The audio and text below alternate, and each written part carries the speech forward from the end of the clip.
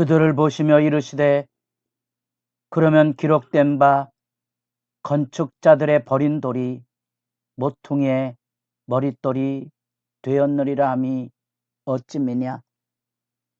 새벽을 깨우는 거룩한 기도자 여러분, 주님의 말씀을 따라 이 땅에 지금 우리의 현실을 살아가는 경건이 날마다 새롭기를 소망합니다.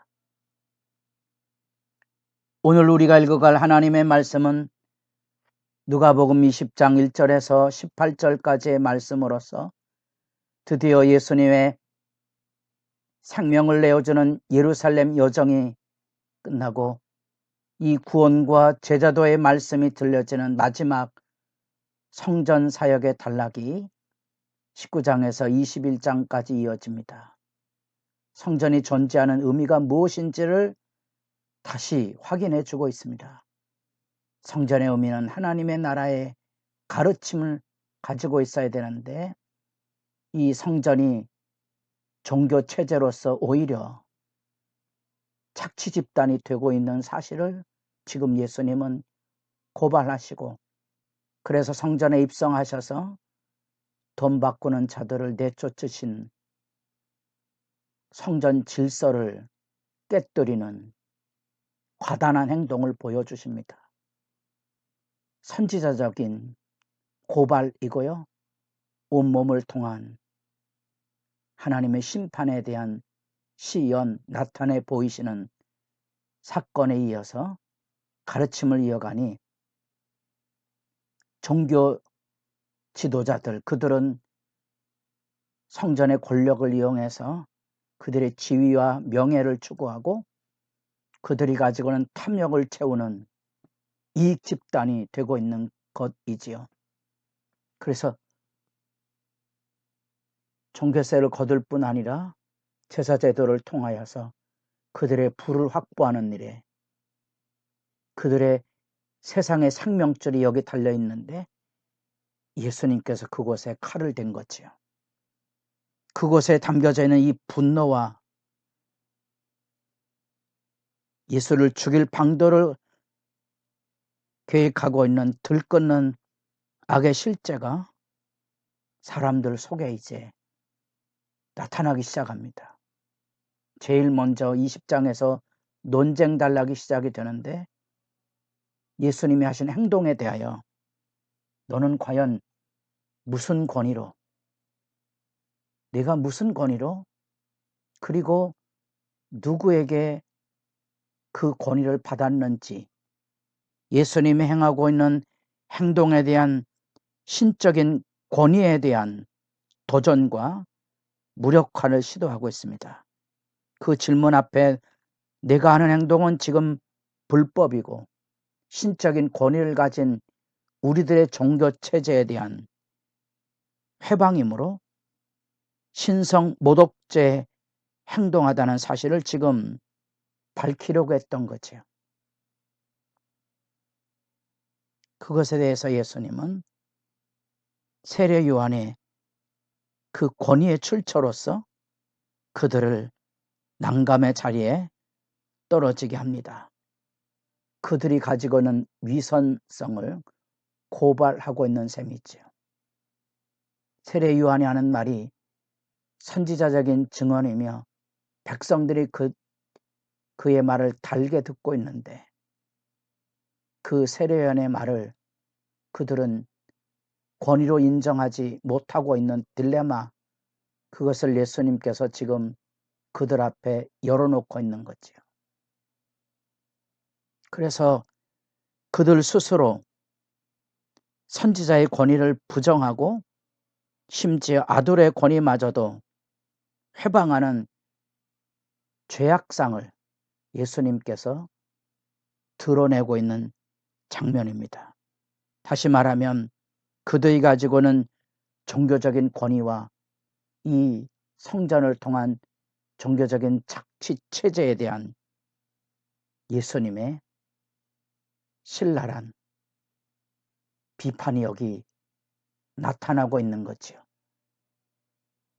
자기들의 권력을 위하여 예수의 권위 문제를 제기했다가 오히려 덤터기를 쓴 상황이 된 거죠. 여기 그들의 딜레마를 표현하는 말이 세례 요한에 대해서 만일 사람으로부터라 하면 백성이 요한을 선지자로 인정하니 그리 다 우리를 돌로 칠 것이라. 만일 하늘로부터라 하면 어찌 그를 믿지 아니하였느냐 할 것 아니겠느냐. 요한의 세례 속에 담겨져 있는 그들의 위선이 이렇게 분명하게 드러나 있는 거지요. 그 실태에 대해서 예수님께서 드디어 악한 포도원 농부 비유를 통하여 그 시대 상황을 비유로 고발해내고 있습니다. 이 세례 요한의 세례 요한에 대한 잔 바프티스트에 대한 이 딜레마가 여기 그대로 담겨져 있습니다.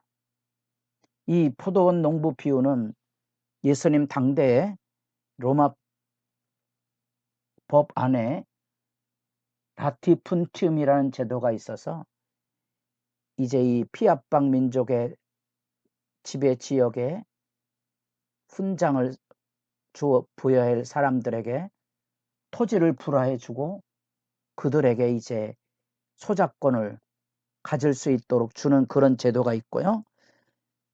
외국인으로서 그곳에 이제 투자하지만 부재지주, 현장에 없고 로마에서 살고 있는 그런 시대적인 배경 안에 있는 실제적인 이야기고요.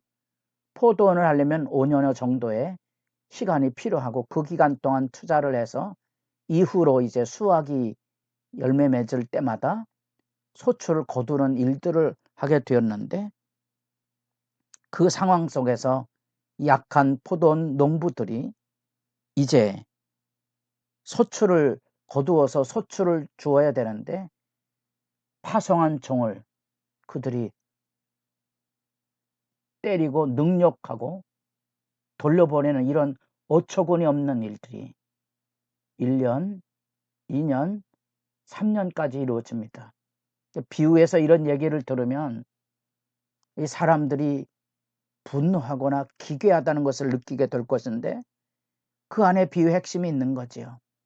결국 그 비유 안에서 종교 지도자들이 행하고 있는 악의 실태가 그대로 드러나고 있는 거지요. 그들이 바로 하나님이 세운 이 성전에 하나님의 뜻을 이루어야 될 이 성전의 권력들을 그들이 자기 권력으로 차용해서 선지자들을 보냈을 때 선지자들을 죽이고 이제 여기 아들이 왔음에도 불구하고 아들을 죽이는 그 만행에 대한 이야기를 여기 그려주고 있습니다. 16절에 그 질문합니다. 이제 주일이 와서 농부들을 진멸하고 포도원을 다른 사람에게 주리라 하시니 사람들이 듣고 이르되 그렇게 되지 말아지이다. 이게 이제 그 안에 발끈하는 악의 실체가 담겨져 있는 내용이지요. 이게 지금 예수 그리스도의 복음이 증거되고 있는 실제의 모습이 되고 있는 겁니다. 6월절이 되면 그들이 부르던 특별히 시편 찬송이 있습니다. 114편부터 118편까지 그 안에 중요한 그 118편에 건축자들의 버린 돌이 모퉁이의 머릿돌이 되었느니라. 그 시대 안에 예수 그리스도의 그 죽음이 그것으로 새로운 성전이 끝나는 게 아니고 예수를 통하여 그 예수가 모퉁이 돌이 돼서 새로운 성전이 지어져가는 그 영광의 시사점이 여기 있고 엄한 하나님의 심판이 거기 선포됩니다. 무릇 이 돌 위에 떨어지는 자는 깨어지겠고 이 돌이 사람 위에 떨어지면 그를 가루로 만들어 흩으리라. 이거는 전율을 일으키는 하나님의 심판에 대한 증언이 여기 들려지고 있는 거지요. 예수 그리스도의 이 하나님 나라의 구원 역사는 그가 마지막까지 혼신을 다하여 성전이 가지고는 의미, 생명의 말씀을 전하고 가르쳐서 그들을 하나님의 백성으로 세워가는 일에 하나님의 말씀에 대행을 이루어야 될 성전의 기능을 예수님께서 그 가르침으로 지금 마지막까지 헌신하고 혼신을 다하여 성전의 회복을 쏟아붓고 있는 복음을 전하고 있습니다. 그 성전을 정결케 하고 그 안에서 이루어진 선지자적인 시위를 통하여 이루어지는 이 성전에 하나님의 심판이 임하였다는 이 행동 퍼포먼스를 통하여서 이제 권위 논쟁이 촉발되죠. 이 사람이 가지고 있는 권위의 사악함이 이곳에 있습니다. 내 명예나 이권 싸움을 교회당에서 하고 있는 실체들을 우리가 이런 말씀을 통하여서 분별할 수 있어야 되는 거죠. 뜻밖의 우리는 선한 일을 한다는 명분 안에 실제로는 개인의 사악성, 예수 십자가 없는 거짓 신앙, 인간의 명예와 성공을 위하여 치달아가고 있는 종교체제의 허위, 거짓된 모습들이 여기 말씀 안에 얼룩얼룩 비춰지고 있는 겁니다.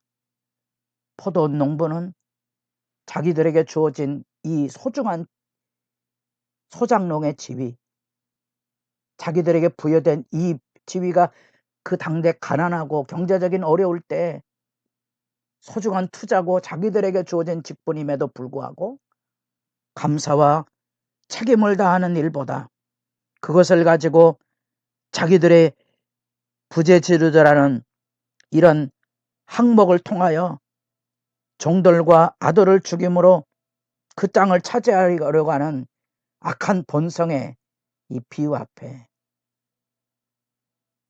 아들까지도 죽여 그것을 차지하려고 하는 악의 행태에 대한 심판이 여기 두렵고 떨림으로 선포됨으로써 예수는 지금 그들에게 마지막 하나님께로 돌아올 회개와 복음이 증거되고 있습니다. 상가 기도의 시간들이 깊어지는 정직함이 새롭기를 바랍니다.